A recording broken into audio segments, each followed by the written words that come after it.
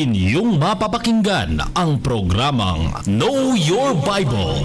Alamin ang inyong Biblia. Hatid sa inyo ng World Radio International and is supported by Church of Christ. Narito na si Brother Daniel Oliva. Magandang umaga po mga kaibigan at mga kapatid. Ito na naman ang programang Alamin ang inyong Biblia. Know Your Bible program. Hatid po sa inyo ng World Radio International. White, Sparrow Road, Church of Christ, and West Monroe, Louisiana, USA. Inyo po lingkod na nagbibigay ng mensahe, Brother Dan Oliva. Ito po ang leksyon na ito ay intended for December 17, the third Sunday of the month of December 2023, at ang pamagat po ng ating sermon or message sa araw nito ay Giving, an Expression of Great Love. At ang ating teksto, John 3:16. Bago natin basahin ang ating teksto sa wikang Pilipino at sa Ingles, natin batiin natin lahat, mga kapatiran dito sa Baguio, mga radio listeners natin, si Carlos Garcia, Rainbow Subdivision, mga Capsula and Balawas families sa Itugon, Benguet, mga kapatiran sa La Trinidad, Benguet, and other parts of Benguet. Lahat ng congregation sa Baguio, binabati natin ng magandang umaga. At nawa ang Panginoon ay sumaatin sa ating pag-aaral ng salita ng Panginoon. Gusto rin nating batiin ang mga partners natin sa Christian World Ministry, ang ating online magazine. Kasama natin si Art Madlaing, Terry Dennis, James Kitoriano, John Jeffrey, and of course, Deborah Quinones Marcos. Mga kapatiran sa buong Pilipinas, sa buong mundo, lalo na dyan sa Metro Manila, kapatid na June and Sister Dina Kaugiran sa Canada. Andyan si Sister Rose Untalasco and of course Brother June Untalasco. Sa Pampanga, mga kapatiran dyan sa San Fernando City, Pampanga, lalo na po si kapatid na Rico G. Canlas and family, ang ating pong partners dito sa ating radio ministry, and of course nasa YouTube din tayo. Mga kapatiran sa other places of the world, would like to greet you. Good morning, and may the Lord bless us as we continue to serve Him. Now, let's go to our reading of our teksto sa John chapter 3 verse 16. Binabati rin natin ang ating mga kapatiran sa Pangasinan, kapatid na Greg and Sister Luz Manuel dyan sa Lingayen, Sister Hilda Manuel and Jenny Flores dyan pa rin sa Dumalandan, Lingayen, mga kapatiran sa Tubao, La Union, kapatid na Freddy Villanueva, and of course Sister Mary Grace Villanueva Ortiz and the congregation over there. Mga kapatiran sa iba't ibang lugar, magandang umaga po. Narito na po ang pagbabasa natin sa John 3:16. Popular po itong verse na ito. For God so loved the world that He gave His only begotten Son, that whoever believes in Him should not perish, but shall have everlasting life. John 3:16. Ginagamit po natin ang New King James Version. Ito po yung sinasabi nilang golden text of the Bible. Ngayon sa wikang Pilipino, ganito po ang sinasaad ng Juan Kapitulo 3, talatang 16. Sapagkat gayon na lamang ang pag-ibig ng Diyos sa sangkatauhan, kaya't ibinigay niya ang kanyang kaisa-isang anak, upang ang sinumang sumampalataya sa kanya ay hindi mapahamak, kundi magkaroon ng buhay na walang hanggan. Yan po ang ating bababasa sa John 3:16 and 1:3-16 sa ating paksa na pag-uusapan, Giving, an Expression of Great Love. Ang pagbibigay, isa pong ekspresyon o pamamaraan, pahayag o paglalarawan ng dakilang pag-ibig. At ito po ay pinakita ng ating Panginoon Diyos sa atin. Dako na po tayo sa ating introduction o paunang salita. Many think that giving is burdensome obligation to God, to the church, and to humanity. So marami pong nag-iisip na ang pagbibigay ng pera ay isa pong napakabigat na bagay, napakabigat na obligasyon daw sa Panginoon, sa lokal na iglesia, at pati na rin sa sangkatawan. Marami po ang nag-iisip ng ganyan. Life has become more demanding, and many would excuse themselves from giving liberally to the Lord's ministry. So sabi nila, medyo naghihirap na ang buhay. So marami ang nagsasabi, sabi niya, excuse kami, maintindihan ng Panginoon kung hindi kami magbibigay ng malaki, generously, sa gawain ng Panginoon, sa gobyerno, para na din sa sangkatauhan. So yun po yung kanilang excuse, kanilang sinasabi nating pamamaraan ng justification sa kanilang ginagawa. Now, ano po ang sinasabi ng Biblia? What does the Bible say about giving? Is it a burden or an expression of love?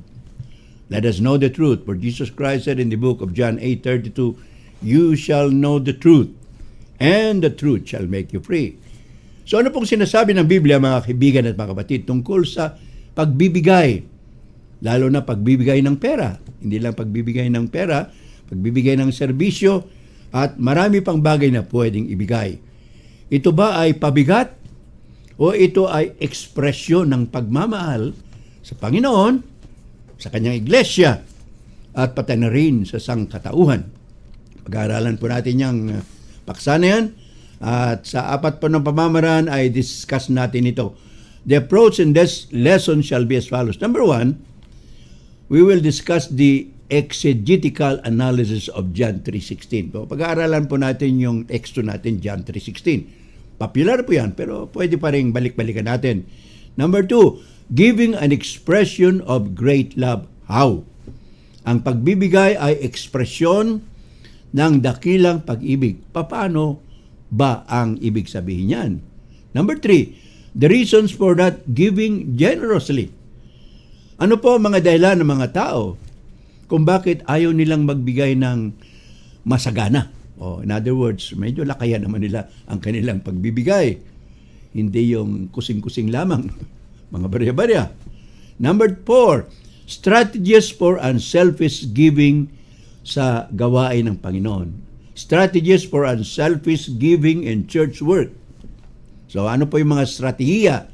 Ano mang pamamaraan ng pagbibigay na maluwag sa kalooban sa mga gawain ng iglesia? Yun po yung ating pag-uusapan sa umagang ito sa ating paksa na pinamagitan kong Giving, an Expression of Great Love, based on the book of John, chapter 3, verse 16. Mako na tayo sa discussion natin. What is the analysis of John 3:16? Bigyan po natin ng konting analysis, o sabi na natin exegetical, to make it more theological ang termino natin. Number 1, God initiated and demonstrated His love. Without Him, there would be no great love. So yung una pong nagpakita ng dakilang pagmamahal nito ay ang ating Panginoon Diyos. Kung wala ang Panginoon Diyos, wala rin tayong masasabing napakadakilang pag-ibig.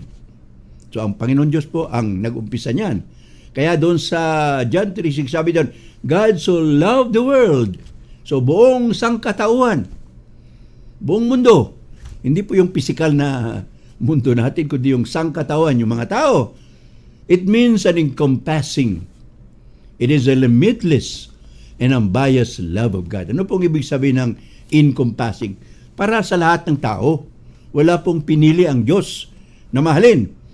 It is also unlimited, limitless. Para pang unlimited rice. Pero may bayad na po ngayon yan.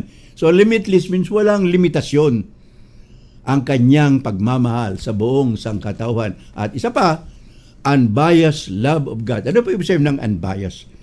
Hindi po siya tumitingin sa mukha, hindi siya tumitingin sa lahi, hindi siya tumitingin sa kulor o kulay ng tao, kung hindi ang kanyang pag-ibig ay nakabatay po sa pagmamahal. Nakikita niya yung puso ng mga tao na minamahal niya. Hindi po yung physical ang basihan ng pagmamahal ng ating Panginoon. That is what we mean by unbiased love of God. Encompassing, limitless, and unbiased love of God. Now, dahil sa pagmamahal ng Panginoon Diyos, mayroon siyang ibinigay. Pag may mahal ka, may bibigay ka. And that is why God said in John 3:16 that He gave. Love was expressed in giving something. Hindi pwedeng sabihin na pong mahal mo, ay wala kang ibibigay. Hindi na necessarily pera. Pwedeng panahon. pwedeng serbisyo, at iba pang pamamaraan, hindi lang po sa pera o sa salapi. So, ang Panginoon Diyos, hindi po salapi ang binigay niya, but mahigit pa sa salapi. Love was expressed in giving something.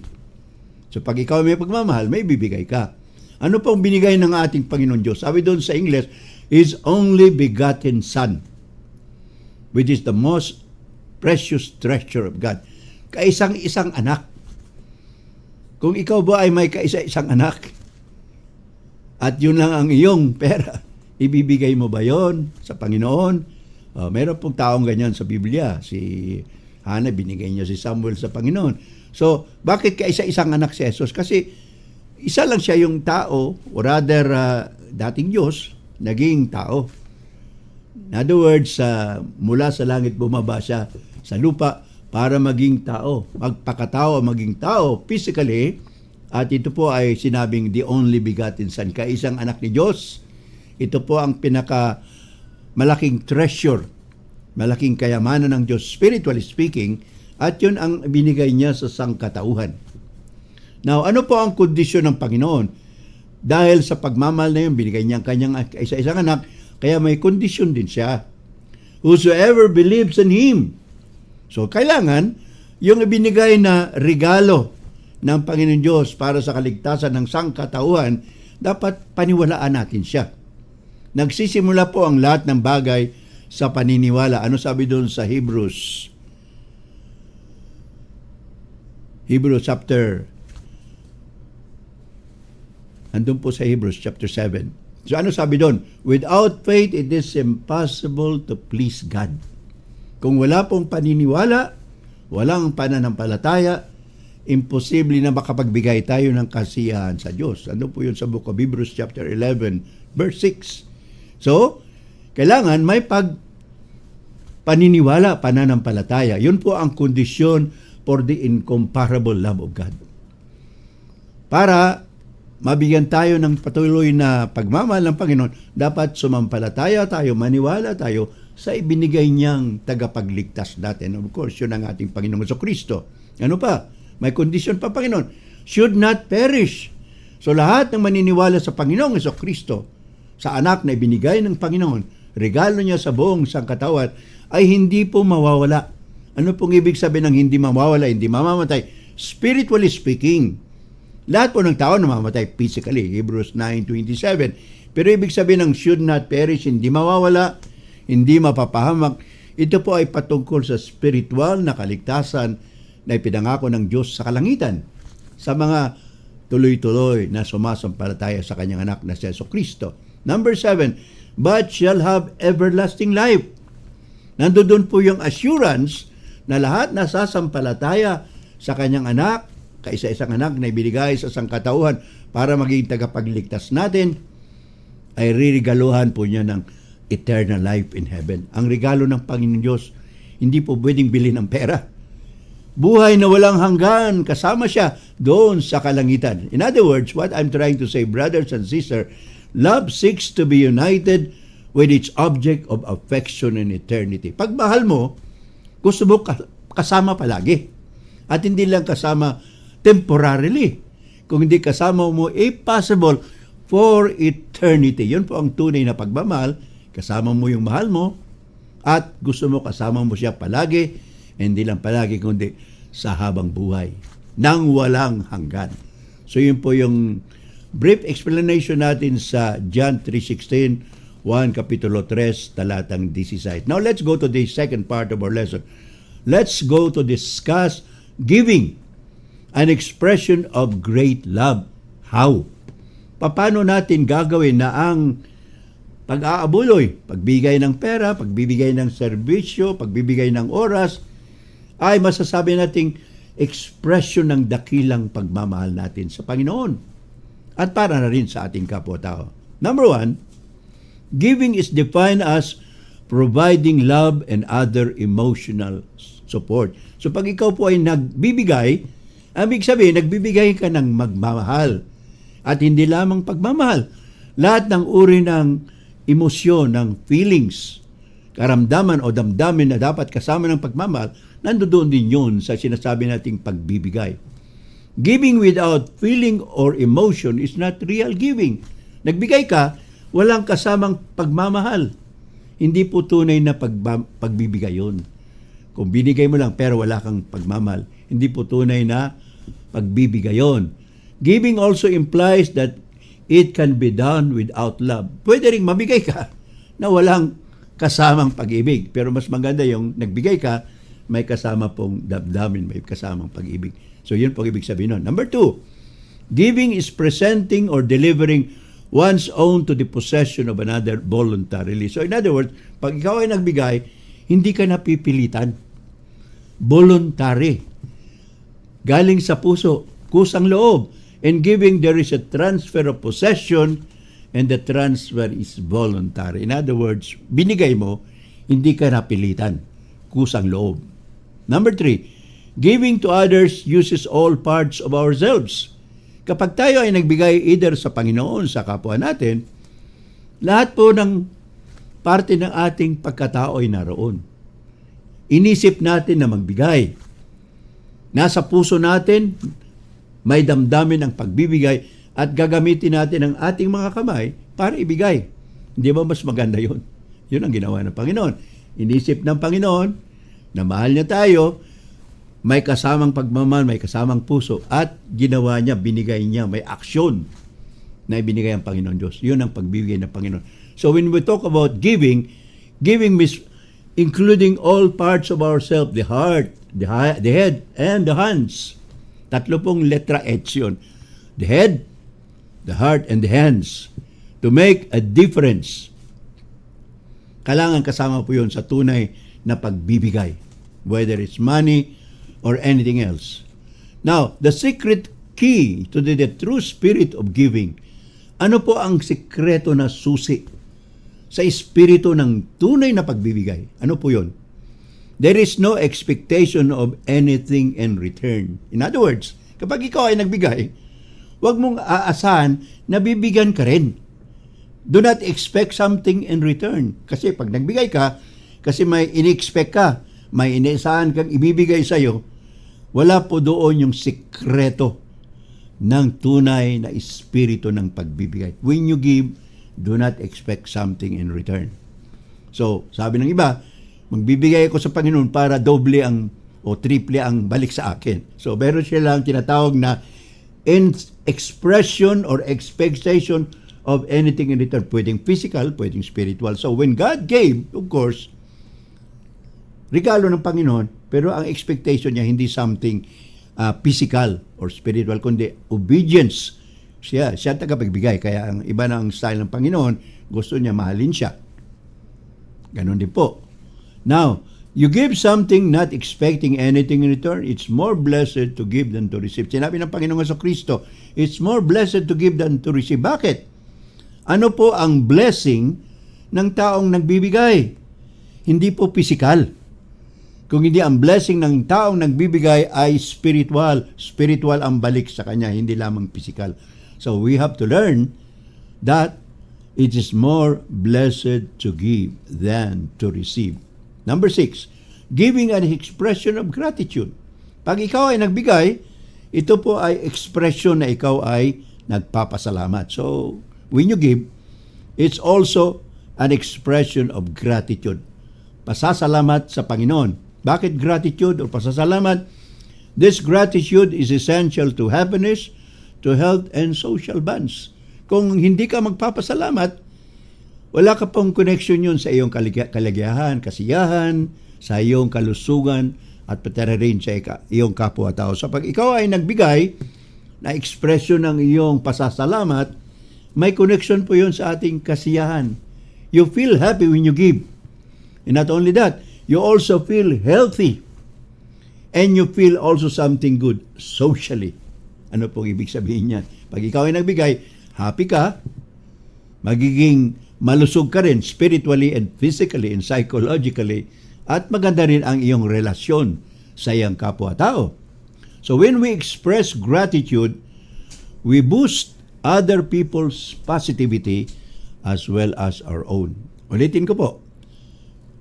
When we express gratitude, we boost other people's positivity as well as our own. So pag nagbigay po tayo na may pagpapasalamat, pinalalakas po natin ang ating relasyon sa ating kapwa-tao, pati na rin yung ating sarili na nabibigyan natin ng moral booster. Pinapalakas din natin ang ating pananampalataya, ang ating kalooban, ang ating kasiyahan, etc. Number 7, last part ng ating discussion on giving an expression of great love. God gave His only Son to mankind, which is an expression of His great love. Love made God to be merciful, forgiving, and understanding. So nang binigay ng Panginoon Diyos ang kanyang anak na si Kristo sa buong sangkatauhan, ito po ay ekspresyon ng kanyang dakilang pagmamahal. At ang dakilang pagmamahal na yan, kasama po ang magiging maawain, kasama ang mapagpatawad, at kasama rin ang pagiging maunawain. So when you give with expression of great love, ang ibig pong sabihin niyan, mga kaibigan at mga kapatid, dapat may kasama pong awa. May kasamang forgiveness o pagpapatawad, at may kasamang pang-uunawa. Yan pong ibig sabihin ng tunay na pag-ibig na binigay ng Panginoon Diyos sa kanyang anak na si Kristo. Now let's go to the third part of our lesson. The reasons for not giving generously. Ano po ang mga dahilan kung bakit may mga taong ayaw na lang magbigay ng maluwag sa kalooban, at hindi lang maluwag, kundi malaki para sa Panginoon, para sa sangkatauhan, para sa iglesia, at pwede na rin para sa pamilya. Now, let's go and study some of these reasons. Well, primero muna mayroong statistics na ibibigay ko. Ano po yung statistics tungkol sa pagbibigay ng mga Kristiyano? Statistics show that the average Christian is only giving 2% of his net income. Staggering, nakakagulat. Sabi dito ng statistic na ito, ang average daw na Kristiyano ang ibinibigay 2% lang ng kanyang kinikita, yung net income niya, nabayaran niya na lahat, yung naiwan doon sa kinita niya, 2% lang daw ang ibinibigay sa Panginoon. Yan pa ay statistics. You can disagree with that. Ano pa?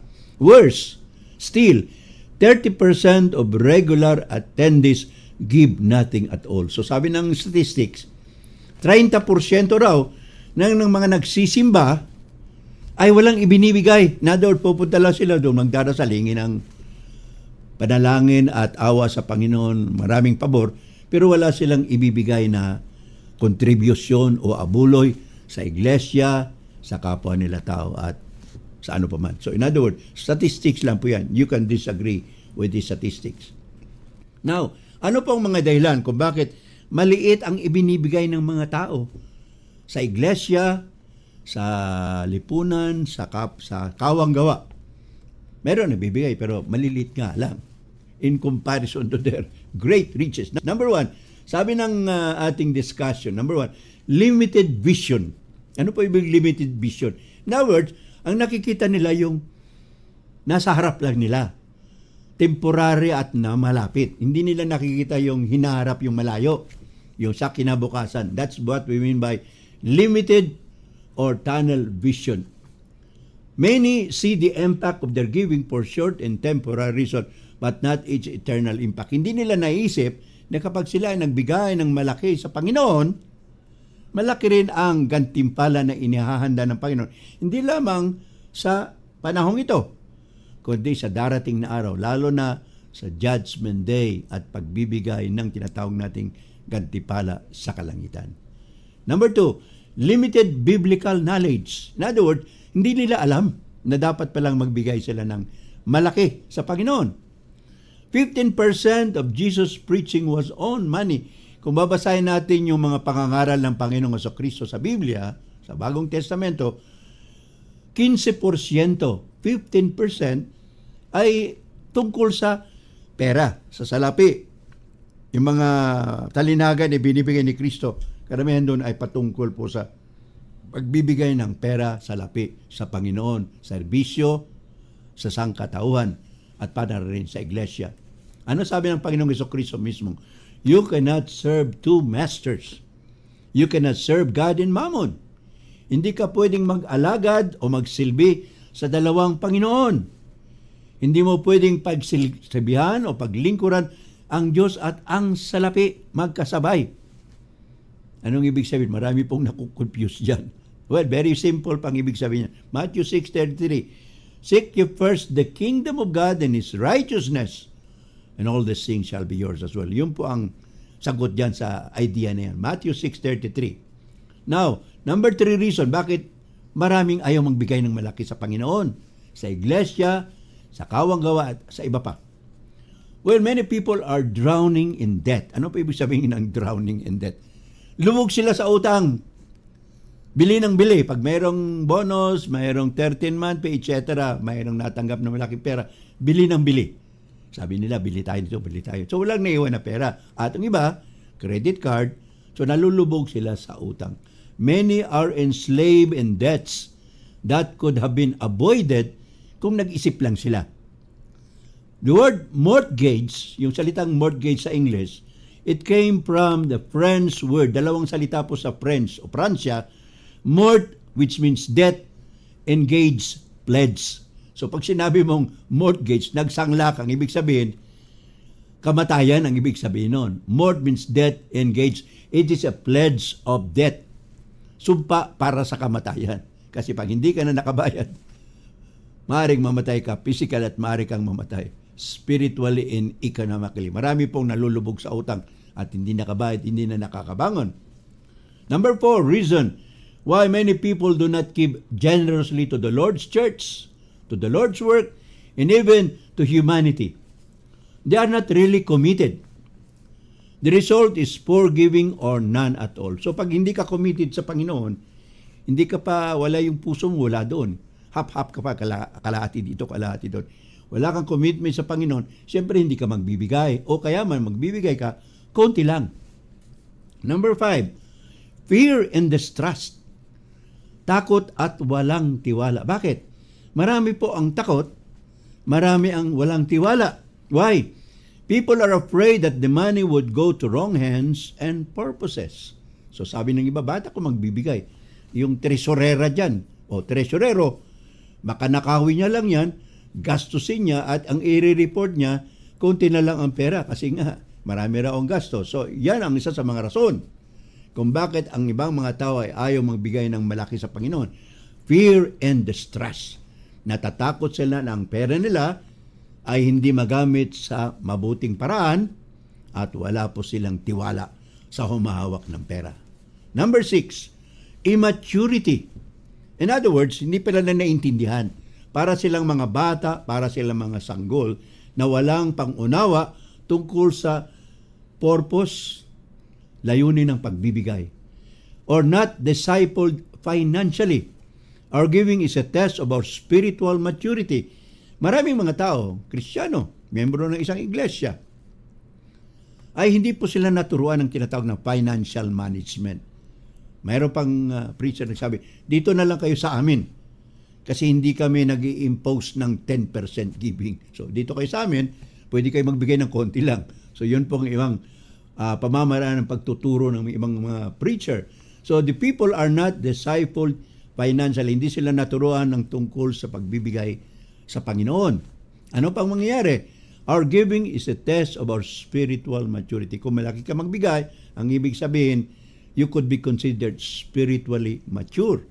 At kung maliit, pwedeng sabihin, hindi ka pa spiritually mature and financially discipled. Number 7, no lesson on giving or stewardship. Bakit ang dahilan na kukunti ang binibigay ng mga miyembro? Wala pong leksyon na binibigay tungkol sa pagbibigay ng salapi o contribution sa Panginoon, sa iglesia, at walang lecture on stewardship. Ano ibig sabihin ng stewardship? Tayo po ay mga katiwala lamang. We are only stewards.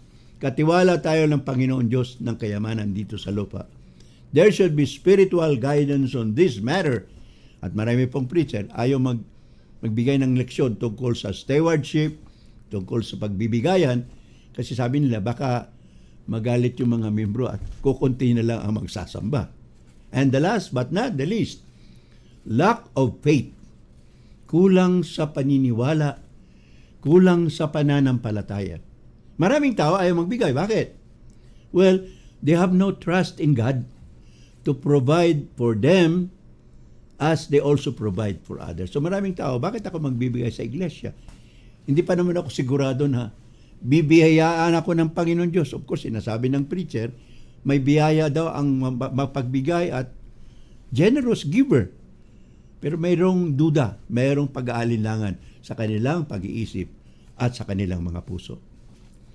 Last part of our lesson, brothers and sisters. Sana nandiyan pa kayo. Now, let's study strategies for unselfish giving in church work. Ano po ang mga strategiya o pamamaraan na para lumaki ang pagbibigay ng mga miyembro sa iglesia o sa gawain ng Panginoon? There are 7. Sana nandiyan pa kayo at nakikinig. Pag-aaralan po natin ito. Number 1, appeal should not be based on guilt or obligation. Do not make them feel anxious or unwelcome, but encourage them to get started. So, sabi ng ating research, kailangan daw kapag ikaw ay nangaral tungkol sa pagbibigay, huwag mo silang gagawing guilty. Huwag mo silang uobligahin. Don't make them feel guilty, don't make them so sad, and don't make them feel obligated. Ano pa ang gagawin? Do not make them feel unconscious or unwelcome to the church, but encourage them. In other words, hindi po pwede yung tinatawag nilang negative approach, kundi make it positive. So encourage them. Kung kayo po ay magbibigay, ang biyaya ng Panginoon ay sumasa inyo. Parang ganun po ang ibig sabihin noon. Number 2, instead of emphasizing stewardship, talk more about gratitude and generosity. So wag daw masyadong pagbigyan ng pansin yung tinatawag na stewardship or trusteeship, katiwala lamang tayo, kundi ang emphasis po ng mensahe, talking about gratitude and generosity. Kapag ikaw ay nagpapasalamat sa Panginoon, sa isang tao na nagbigay sa iyo ng napakaraming biyaya, magpapasalamat ka, siyempre yung papasalamat, hindi lang kokonti yun. Pwedeng damihan mo. Yan ang ibig sabihin ng not emphasizing stewardship, but talking about gratitude and generosity. At siyempre, pag sinabi mong gratitude, pagpapasalamat, pwedeng malaking uri ng pagpapasalamat po yun. Number 3, provide special giving opportunities. Ano po ibig sabihin ng provide special giving opportunities? Ibig po sabihin nito, new givers are often motivated by specific and tangible needs. For example, fuel the car for mission trips. In other words, sa halip na general purpose ang giving, magbigay ka ng parang ito. Ito po ay special na pagbibigay para sa isang project ng iglesia o ng sangkatauhan. At ang magbibigay po, pupunta po ito halimbawa sa pambili ng gasolina ng mga sasakyan, gagamitin po sa mga mission trips. So in other words, specific po yung tinatawag na project para halimbawa, sabi nila, hindi malaki ang pagbibigay, kundi pa konti-konti. Nasa kanila po yon. So decision pa rin ng mga parishioners o mga tao sa iglesia. So, provide special giving opportunities. So, pwedeng magbigay ng special projects sasabihin sa kongregasyon, ito po yung ating proyekto sa ngayon. Number 4, build involvement. The more people are involved and engaged, the more they will give. In other words, wag lang yung malalaki ang kita at malalaking magbigay. In other words, give everybody a chance to give. Pati yung mga kabataan. Bigyan sila ng pagkakataon na magbigay din ng kanilang kontribusyon. I-involve natin sila. Sabi natin, kasama kayo dito sa proyektong ito at para sa atin ito lahat. Number 5, use digital communication to invite people to give. Ito po uso na ngayon. Yung iba nahiya magsimba, so sabi nila, doon na lang po ako magbibigay through GCash. Pwedeng i-deposit ko na lang po sa bangko ng church o sa bank account ng church. Mayroon pong ganun. That is what we mean by digital communication to invite people. So in other words, hindi sila nakapagsimba, magko-communicate ka through email, through messenger, through Facebook, at saka yung mga hindi nagbigay, pwedeng magbigay sa GCash, pwedeng idiretso sa bank account ng church, etc. Magaganon po. Number 6, Electronic giving, of course, has the potential to reach young people, the occasional attenders, and even church going. Ano po ang purpose ng digital communication? Through internet, through Wi-Fi, etc. No? Ito po ay marireach out natin yung mga kabataan, yung young people. Imagine, katrabaho siguro, call center, and tatrabaho sa mga fast foods. The occasional attenders, yung pakunti-kunti, bihira lang magsamba, marireach out natin yan. And of course, the other people, pwede yung kahit hindi nagsasamba, kahit hindi nagsisimba, pwede silang ma-reach out. Kilala, kaibigan, mga ganon. Alright, as for their gifts, not their pledges. In other words, ang emphasis po sa pagbibigay, sabi natin, hindi po yung pledge yung pinangako ninyo, kung hindi yung love gifts. So sabi nila, love gifts, ito yung love gifts ko. So hindi po yung ipinangako nila na amount. And number 7, the last but not the least, be financially transparent to help church members understand how valuable are their donation. Ano po ibig sabihin ng financially transparent? Ibig sabihin, alam ng tao kung magkano ang contribution, alam din nila kung saan napupunta yung mga gastos. In other words, mayroong reporting, pwedeng weekly, pwedeng monthly, pwedeng every 2 months, etc. No? So, kailangan transparent. Alam ng mga miyembro ng iglesia kung saan pupunta kanilang pera, and how valuable are their contributions to the Lord's Church. Kung baano ka-importante ang kanilang pagbibigay sa Panginoon. So yun po yung ating discussion sa subject, giving, an expression of great love based on John 3:16. At ito po ay intended for December 17 sa radyo, and of course sa YouTube. Darating po ito sa inyo sa araw nito. Usually Friday, dumarating po itong mensahe na ito sa YouTube. Sa ating conclusion po mga kaibigan at mga kapatid, regarding giving as an expression of love to God and to our fellow men to be more blessed. Anong tingin natin sa pagbibigay? Hindi lamang po pera, kung hindi panahon, ang ating serbisyo. When we give to Lord, to the church, to humanity, it is an expression of our love to God, our love to our fellow men, and we shall be blessed spiritually. Hindi lang mo po financially, but spiritually.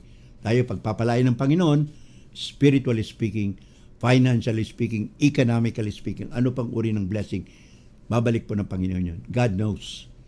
For it is more blessed to give than to receive. So yung blessing po ng pagbibigay natin sa Panginoon, sa kanyang gawain, ay hindi lamang mo physical ang babalik sa atin, kundi more on spiritual, economical, financial, emotional, etc. Alam po ng Diyos ang ibibigay sa atin. The rewards of blessedness are both here on earth and in heaven. Yung mga biyaya na darating sa atin, hindi lamang po para dito sa lupa. Lalong-lalo na doon sa kalangitan, sa ikalawang buhay natin, sapagkat ang tao po ay hindi mananatiling buhay dito sa lupa. There will come a time that we will be with God forever and His kingdom and heaven. To be, closing time po natin, but to be spiritually blessed if you are not yet in Christ, anong gagawin mo? Kung ikaw po ay hindi pa kay Kristo, hindi mo pa tinatanggap si Kristo bilang Panginoon, hindi ka pa miyembro ng kanyang iglesia, to be spiritually blessed, number 1, you should believe in Christ and be baptized to be saved. Ano sabi niyo sa Marcos 16:16? You believes and is baptized shall be saved. Ang naniniwala sa Kanya, kay Kristo, at nababautismohan ay maliligtas. Kailangan din magsisi ka, magpabautismo sa kapatawaran ng iyong mga kasalanan at tatanggapin mo ang banal na Espiritu Santo, ang kaloob ng Espiritu Santo. Gawa 2:38. Acts 2:38, the Apostle Peter said, repent and be baptized for the forgiveness of your sins, and ye shall receive the gift of the Holy Spirit. Last part, number 3 po sa ating conclusion. Now is the acceptable time. Today is the day of salvation. Sabi ni Apostle Paul sa 2 Corinthians 6:2, ngayon ang araw ng kaligtasan, ngayon na ang oras na tinatanggap ng Panginoon Diyos. And finally, Jesus Christ is inviting everyone. Matthew 11:28-30. Sabi ni Kristo, come unto me all ye that labor and are heavy laden, and I will give you rest. Take my yoke upon you and learn of me, for I am meek and lowly in heart, and ye shall find rest unto your souls. Matthew 11:20-30. Manalangin po tayo sa ating pagtatapos, mga kaibigan at mga kapatid. Panginoon, marami po salamat sa leksyon, maraming salamat sa pagkakataon na may bigay ang mensahe dito po sa radyo at dito rin po sa YouTube. Pagpalain niyo po ang ating mensahe, ang mensahe ninyo tungkol sa pagbibigay na ekspresyon ng pagmamahal natin sa inyo, ninyo sa amin at pagmamahal din namin sa inyong Panginoon. Pagpalain niyo ang lahat ng nakinig, ang lahat na nanood sa YouTube, lahat ng aming mga supporters, financiers, and partners pangalan ng Ebanghelyo. Pagpatawad niyo po ang aming mga kasalanan, nawa bendisyonan niyo ang istasyon na ito, pati na ang tumutulong sa programang ito, mga kapatid natin. Lord God, we thank you for everything, and we ask all these things, asking for forgiveness from our sins also, as we forgive those who trespass against us. Through Christ we pray. Amen.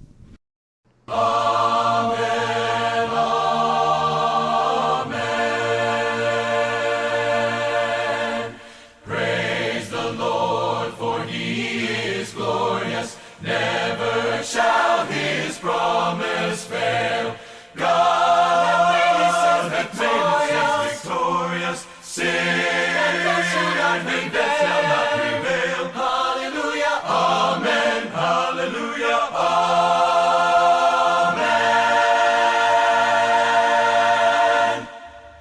Amen. Amen. Praise the Lord of our salvation. Host on high, his power proclaim. Heaven and earth and all creation. Laud and magnify his name. Hallelujah. Amen. Hallelujah. Amen.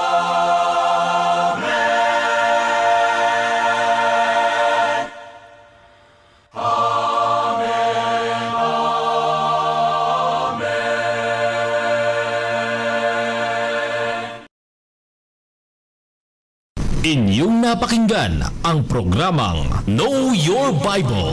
Alamin ang inyong Biblia. Hatid sa inyo ng World Radio International and is supported by Church of Christ.